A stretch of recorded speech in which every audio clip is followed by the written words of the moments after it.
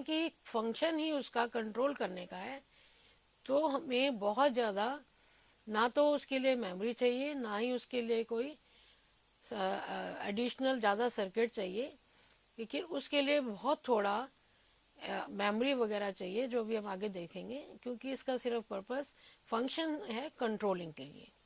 क्योंकि ये कंट्रोल कर रहा है, इसलिए इसने जो मैकेनिकल और इलेक्ट्रोमैग्नेटिक डिवाइसेस हैं कंट्रोल करते थे, वो उनको रिप्लेस कर दिया है। The integrated circuit from an Intel an 8-bit microcontroller, this we are talking for 8051, that includes CPU running at 12 megahertz, RAM, ROM, IO in the same chip. तो जितनी भी एसेसरी हमें चाहिए एक ही चिप में लगी हुई है। A microcontroller is a computer on a chip. क्योंकि अभी हमने देखा कि इसकी ज़्यादा सर्किट की ज़रूरत नहीं है, बहुत कम मेमोरी, बहुत कम स्पीड से इसका काम चल जाएगा।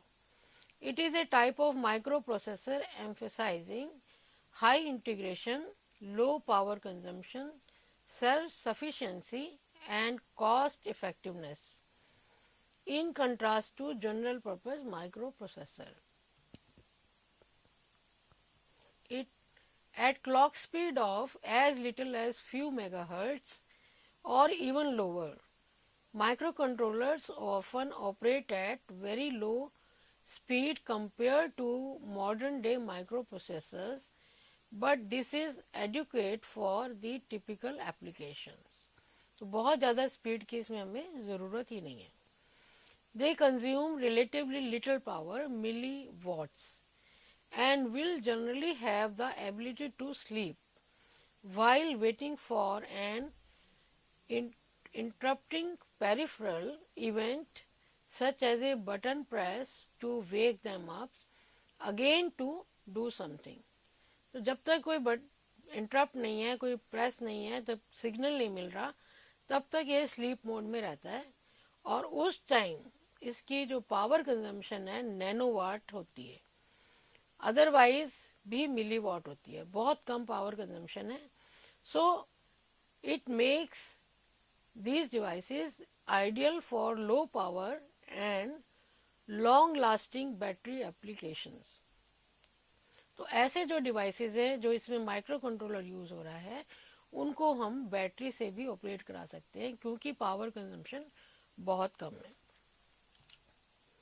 For example, embedded systems usually do not have keyboards, screens, disks, printers, or any other recognizable I/O devices or personal computer. तो आपने कंट्रोल डिवाइसेस जहाँ पे भी लगे हुए हैं, एप्लीकेशंस देखी होंगी, वॉशिंग मशीन का ही एग्जांपल ले लें, तो उसमें ये सब चीज़ें नहीं होती हैं, और सिर्फ एक माइक्रो कंट्रोलर चिप जो कि मशीन में अंदर ही होता है, ये भी पता नहीं होता यूज़र को कि इसमें कोई माइक्रो प्रोसेसर या माइक्रो कंट्रोलर लगा हुआ है। Microcontrollers may control electric motors, relays और वोल्टेजेस, और may read switches, variable registers और other electronic devices. Some microcontrollers use Harvard architecture. Harvard architecture से आप फेमिलियर होंगे।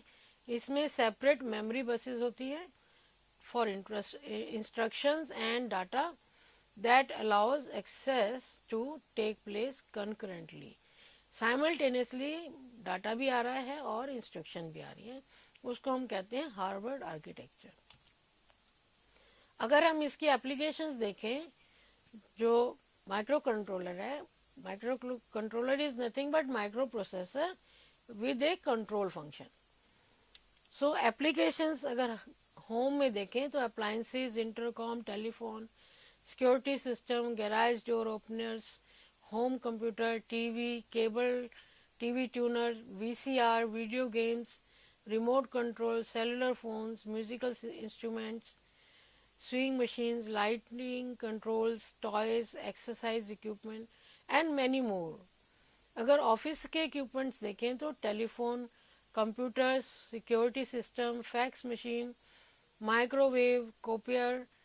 that is photocopier, laser printer, color printer, paging, answering machine. अगर हम auto system में देखें, trip computer, engine control, airbags, instrumentation, security system, transmission control, entertainment, climate control, cellular phones, keyless entry, camera, pinball machines. These are some of the applications. Many more applications are there. So Intel announced this first device in 1980, 8051. This is the microcontroller TM series. In this one single chip, it is an integrated circuit having 60,000 transistors, 4K byte ROM. You must see that how little memory we are using. Only 4K bytes ROM we require for such a function. 128 bytes RAM,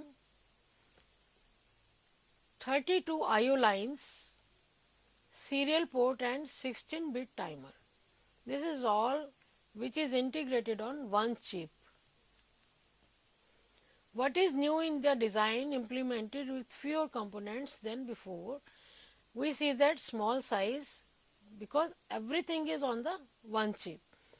Size is small, reduced components counts, high degree of integration, shorter development time, lower manufacturing cost, that makes it cheaper, lower power consumption, high reliability, direct result of programmability, full blown PC based system. क्योंकि सारा कुछ एक single chip पे आ गया है, तो ये सभी एडवांटेजेस हमें इसमें मिल रही हैं. अगर हम इसको ब्लॉक डायग्राम को देखें तो फर्स्ट ब्लॉक जो ऊपर है उसमें ऑसिलेटर, उसको क्रिस्टल से सिग्नल मिलता है. उसके बाद 4K बाइट मेमोरी, रैम और 128 रोम एंड रैम है. और इसके नीचे के ब्लॉक में कंट्रोल सिग्नल्स हैं. और जहाँ पे आपको 4 लाइंस नज़र आ रही हैं वो आईओ प्रोग्रामेबल आईओस हैं. हमने देखा कि 32 पिंस आईओस की हैं, यानी कि 4 पोर्ट कहलाती हैं और हर पोर्ट 8 बिट की है. और इधर जो आप देख रहे हैं लास्ट में नीचे सीरियल इनपुट और सीरियल आउटपुट और जो कंट्रोल प्रोग्रामेबल काउंटर. इसी तरीके से अगर हम ये डायग्राम देखते हैं, ALU, इसमें 2 रजिस्टर हैं, उसके नीचे A एंड B और PSW, उधर से DPTR. और इस तरीके से एक स्पेशल फंक्शन रजिस्टर, जो कि हम 4 ब्लॉक्स देख रहे हैं, उनको रजिस्टर बैंक कहते हैं, 0, 1, 2, 3.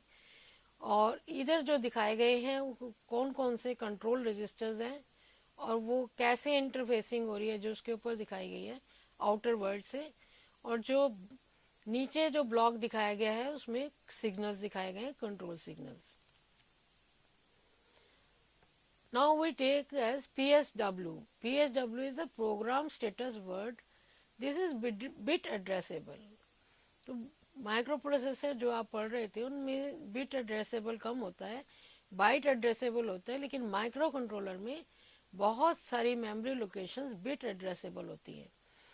तो PSW7 जो आप 7th देख रहे हैं बिट, वो है CY कैरी फ्लैग की. फिर auxiliary flag, then FO is for general purpose user and RS1 RS0.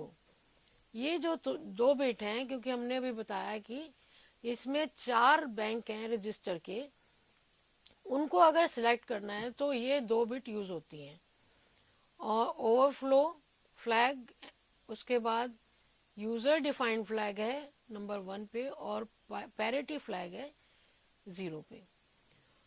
RS1 RS0 जो आप नीचे टेबल देख रहे हैं उसमें 00 है तो 0 बैंक सेलेक्ट होगा और उसकी एड्रेस ये होगा. और अगर 01 है तो रजिस्टर बैंक 1 सेलेक्ट होगा और 08 to 0F पे अवेलेबल है. ये थोड़ा सा इसकी जो फंक्शनिंग है वो माइक्रो प्रोसेसर से डिफरेंट है, क्योंकि ये वैसे भी उसके इसका जो एप्लीकेशन है वो भी डिफरेंट है।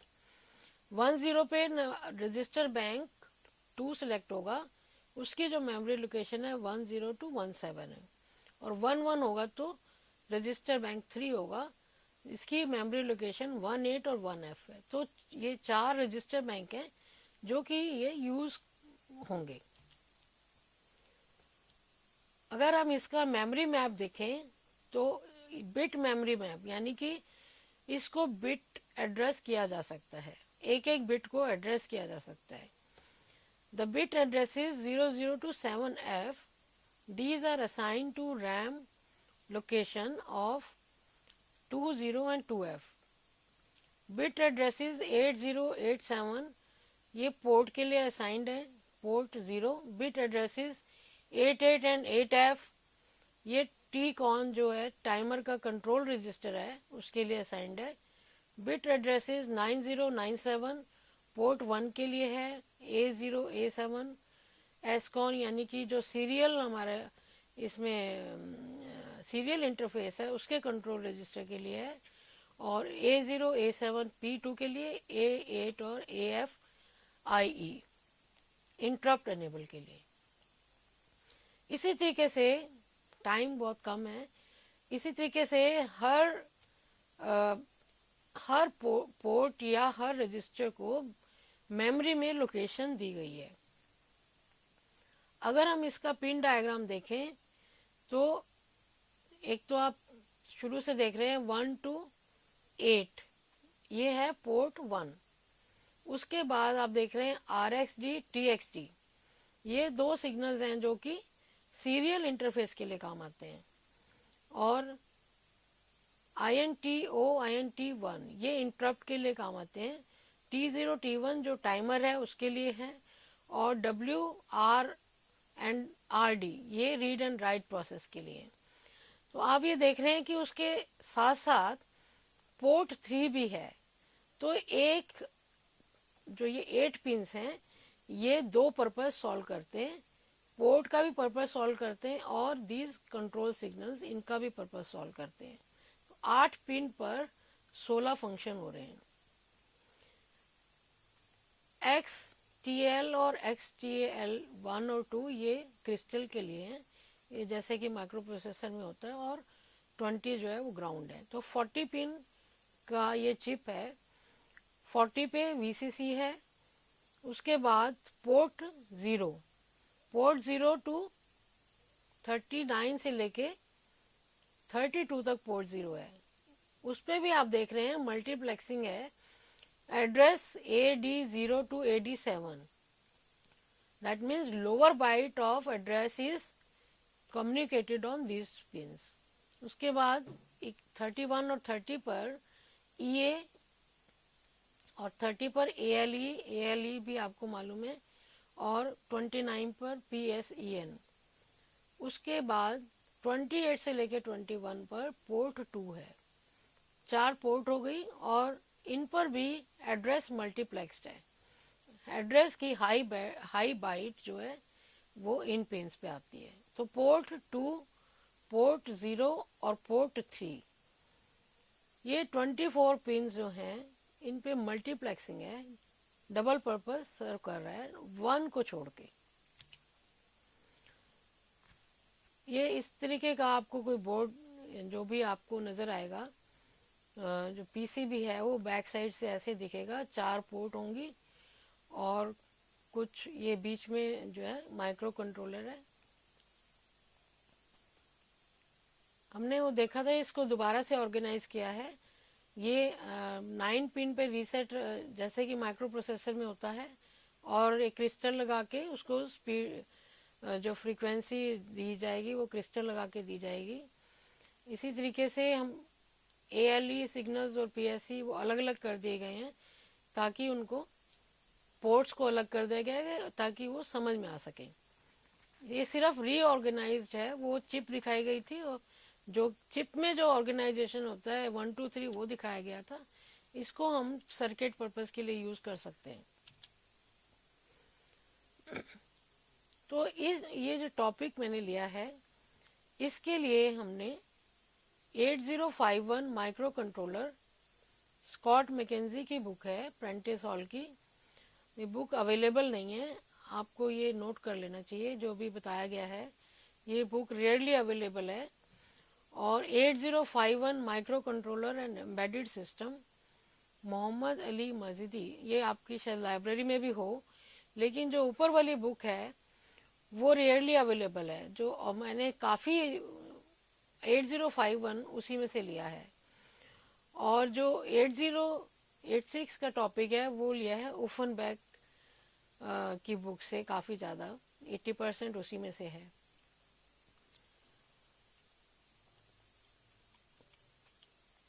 अगर हम थोड़ा सा और दोबारा ऊपर चलें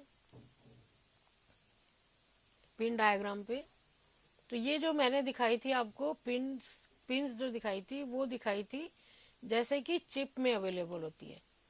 चिप में जो 1 2 3 के हिसाब से उसको काउंट करेंगे तो आपको इस तरीके से सिग्नल देने होंगे। लेकिन जो लोअर वाली चिप दिखाई थी वो ऐसे ऑर्गेनाइज किए हुए हैं पिन्स की, उनको हम जैसे कि P0 और P2 है, वहाँ पर लोअर बाइट और हायर बाइट जानी है और 16 बिट का ये एड्रेस होगा, तो वो इकट्ठी दिखा दी गई है। इसी तरीके से RxD एंड TxD वो सीरियल इंटरफेस के लिए काम आनी है, उनको अलग दिखा दिया गया है। जो पिन है वो 1 to 10 है। और जो कंट्रोल सिग्नल्स हैं ALE, PSEN, WR, RD, उनको इकट्ठा करके दिखा दिया गया है। हालांकि जो उनके पिन नंबर हैं वो अलग अलग हैं। तो ये आप ध्यान रखें इस बात का कि ये पिन कौन कौन सी हैं और इनको सर्किट में कैसे यूज़ करना है। इसी तरीके से जो पोर्ट 0 है उसको एक बार दिखा दिया गया है और टाइमर के लिए T1 और T0 को अलग कर दिया गया है और इंटरप्ट वाले सिग्नल्स को अलग कर दिया गया है। तो ये सिर्फ मेरा पर्पज़ इसको बताने का यही था कि ये पिन की काउंटिंग है, वो हम सर्किट में जब यूज़ करते हैं तो उस तरीके से कर सकते हैं। जो F0 और F7 पे है वो बिट एड्रेस जो है बी रजिस्टर को, इसमें क्या है A और B दो रजिस्टर हैं और B रजिस्टर को ये दिया गया है एड्रेस, तो हर लोकेशन को डिफाइन किया गया है।